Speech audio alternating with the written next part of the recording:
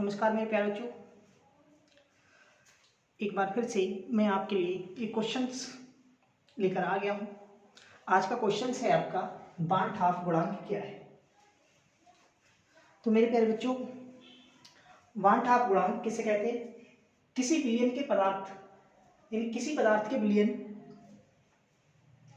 के अणु संख्या गुण प्रेक्षित मान, यानी किसी पदार्थ के विलयन के अणु संख्या गुण प्रेक्षित मान होता है असामान्य, ठीक है, तथा समान सांद्रता के विद्युत अपघट्य के लिए अणु संख्या गुण के परिकलित मान, परिकलित का मतलब होता है समान, ठीक है, समान मान, ठीक है,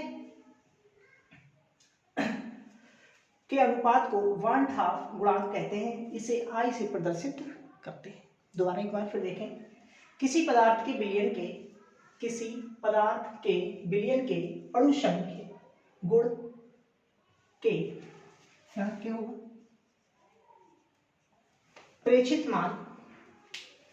प्रेक्षित मान तथा समान सांद्रता की विद्युत अपघट्य, यानी जो दूसरा आपने विलयन लिया कैसा है, समान सांद्रता के विद्युत अपघट्य के अणु संख्या गुण के परिकलित मान के अनुपात को बार्न हाफ गुणांक कहते हैं, ठीक है। यानी किसी पदार्थ का विलयन है, उस विलयन के अणु संख्या गुण के प्रेक्षित मान और समान सांद्रता की विद्युत अपघट्य के लिए अणु संख्या का परिकलित मान का जो अनुपात होता है, उस अनुपात को ही बार्न हाफ गुणांक कहते हैं। इसे I से प्रदर्शित करते हैं, ठीक है। तो ठीक है, I बराबर होता है पदार्थ के अणु संख्या गुण का प्रेक्षित मान, फिर विद्युत अपघट्य पदार्थ के अणु संख्या गुण का परिकलित मान, यानी ये चीज आप इस तरीके से असामान्य अणु संख्या गुणधर्म और नीचे रहेगा सामान्य अणु संख्या गुणधर्म। इसी चीज को आप ये भी बोल सकते हैं वियोजन या संगुणन के पश्चात कणों की संख्या, वियोजन या संगुणन के पूर्व कणों की संख्या, ठीक है, समझ आ गया। यानी ये भी I के बराबर है, ये भी I के बराबर है और ये भी I के बराबर है, ठीक है मेरे प्यारे बच्चों। यानी इनमें से आप तीन में से किसी एक को लिख सकते हैं। इसमें वियोजन या संगुणन के पश्चात जो कणों की संख्या वो है, और इसमें वियोजन या संगुणन से पूर्व कणों की संख्या है, ठीक, समझ में आ गया। एक बार दोबारा देखते हैं, किसी पदार्थ के विलयन के अणु संख्या गुण के प्रेक्षित मान तथा समान सांद्रता के विद्युत अपघट्य के लिए अणु संख्या गुण के परिकलित मान के अनुपात को क्या कहते हैं? बार्न हाफ गुणांक कहते हैं। इसे I से प्रदर्शित करते हैं। तो पदार्थ के अणु संख्या गुण का प्रेक्षित मान अनुपात, यानी इसके नीचे लिखेंगे विद्युत अपघट्य पदार्थ के अणु संख्या गुण का परिकलित मान, ठीक है, या असामान्य अणु संख्या गुणधर्म, सामान्य अणु संख्या गुणधर्म नीचे लिखेंगे। या तो ये अनुपात हो सकता है या ये हो सकता है, या वियोजन या संगुणन के पश्चात कणों की संख्या, या वियोजन या संगुणन से पूर्व कणों की संख्या। अब वियोजन क्या होता है? वियोजन माने होता है किसी चीज का अलग होना, ठीक है, और संगुणन मतलब होता है किसी चीज का मिलना, ठीक है। तो देखो मेरे प्यारे बच्चों, अब अगर हम देखें कि बार्न हाफ गुणांक है, जो बार्न हाफ गुणांक है उसका मान क्या होता है? बार्न हाफ गुणांक के लिए I का मान 1 होता है, ठीक है, यानी विलयनों के लिए क्या होता है? 1। यदि I का मान 1 से बड़ा होता है तो जो विलयन होगा वो क्या होगा? जो विद्युत अपघट्य है, ये जो है उस विलयन से क्या होगा? वियोजित हो जाएगा, ठीक है। मैंने क्या कहा, दोबारा सुनो। यानी सबसे पहले I आपको ये पता चला, अगर मैं इसमें लिखना चाहूँ कि I का उपयोग, यानी जो बार्न हाफ गुणांक है इसका उपयोग क्या है, इसका यूज क्या है, तो आप ये कहेंगे कि I का मान क्या होता है? 1 होता है। नंबर 1 ये हो गया, ठीक है। दूसरा कि अगर I का मान 1 से अधिक है, तो जो विद्युत अपघट्य है ये विलयन से क्या होगा? वियोजित होगा, यानी अलग होगा, ठीक है। और यदि I का मान 1 से कम है तो ये विद्युत अपघट्य विलयन में क्या होगा? संगुणित हो जाएगा, यानी उसमें मिल जाएगा। समझ में आ गया? ये तीन अगर आप उपयोग लिखना चाहें तो लिख सकते हैं। यानी नंबर 1 क्या है? जो बार्न हाफ गुणांक है इसका I का मान क्या होता है? 1 होता है। यदि I का मान दूसरा, यदि I का मान 1 से अधिक है तो विद्युत अपघट्य विलयन से क्या होता है, वियोजित हो जाता है। ठीक है, वियोजित होता है। और यदि I का मान 1 से छोटा होता है तो क्या होता है, विद्युत अनअपघट्य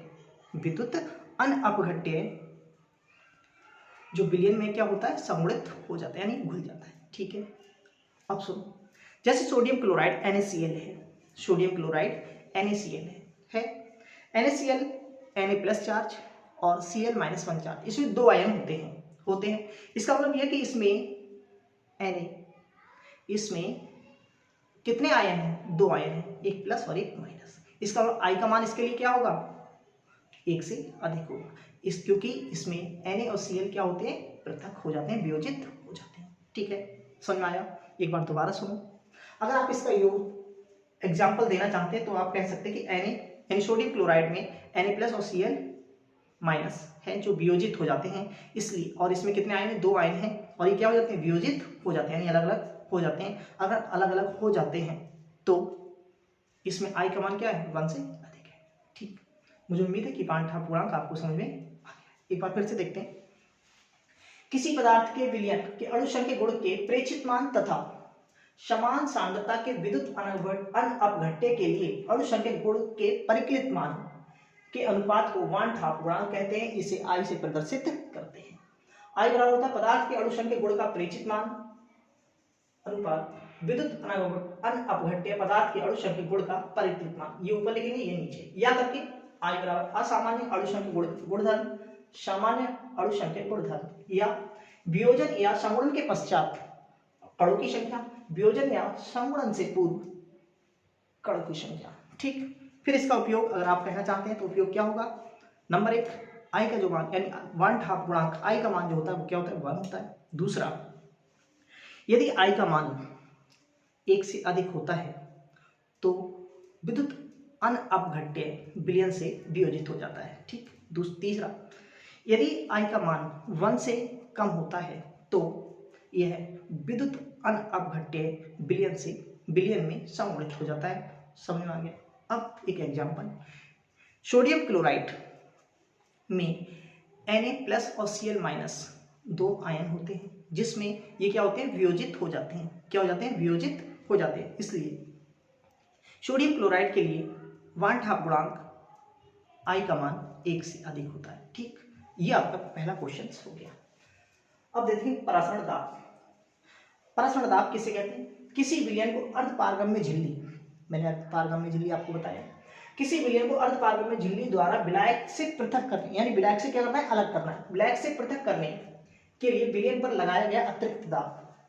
यानी आपने क्या किया, किसी विलयन को अर्धपारगम्य झिल्ली द्वारा विलायक से पृथक किया और कुछ बल लगाया, जो अतिरिक्त बल लगाया या दाब लगाया, इसको ही परासरण दाब कहते हैं। ठीक है, अब परासरण दाब तथा विलय के मोलर द्रव्यमान में संबंध, ये क्वेश्चन आए हुए हैं इसलिए मैंने आपको यहाँ पे लिखा दिया है, इसी के साथ आया हुआ है। ठीक है, परासरण दाब तथा विलय के मोलर द्रव्यमान में संबंध क्लियर है।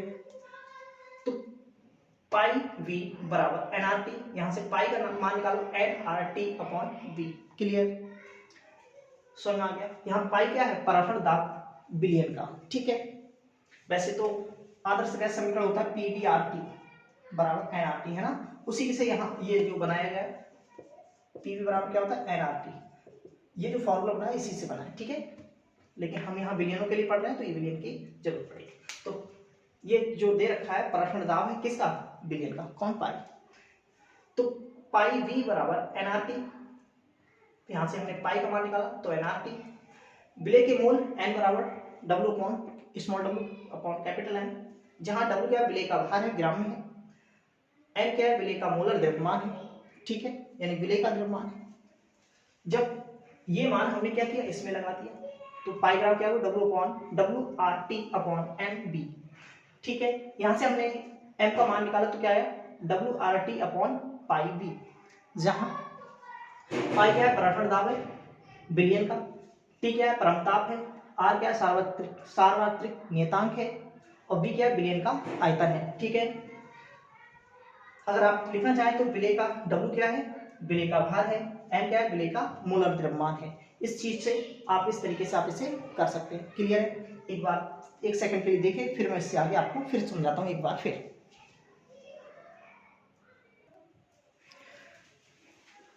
देखो एक बार फिर समझाता हूँ मैं आपके लिए। पराशर दाब क्या है, यानी पराशर दाब की सबसे पहली परिभाषा, किसी विलयन को अर्धपारगम्य झिल्ली द्वारा विलायक से पृथक करने के लिए विलयन पर लगाया गया अतिरिक्त दाब क्या कहलाता है, पराशर दाब कहलाता है। ठीक है, अब पराशर दाब तथा विलय के मोलर द्रव्यमान में क्या संबंध होता है, पाई v बराबर nRT। ठीक है, पाई का मान निकालोगे यहाँ से तो v कहाँ जाएगा, नीचे। विलय के मोल n, यानी n क्या है, विलय के मोल, W/m, जहां W क्या है, विलय का भार ग्राम में है, और m क्या है, विलय का मोलर द्रव्यमान है। क्लियर? ये मान मैंने उठा के यहाँ पे जब लगाया, यानी समीकरण 1 और 2 का यूज किया गया है, तो यहाँ पे लिखेंगे समीकरण 1, इसे 1 बना देंगे। ठीक है, सॉरी, इसे 2 और इसे 1, तो समीकरण 1 व 2 से, समीकरण 1 व 2 से, ठीक है, समीकरण 1 व 2 से यूज किया आपने तो क्या आया, WRT/MB, यहाँ से कैपिटल M का मान निकालो तो ये M यहाँ चला जाएगा और पाई नीचे आ जाएगा। यहाँ से M बराबर आ गया WRT/πV। क्लियर? यही आपका जो विलय है उसके द्रव्यमान निकालने का फॉर्मूला प्राप्त हो गया है। ठीक है, जिसे मोलर द्रव्यमान कहते हैं।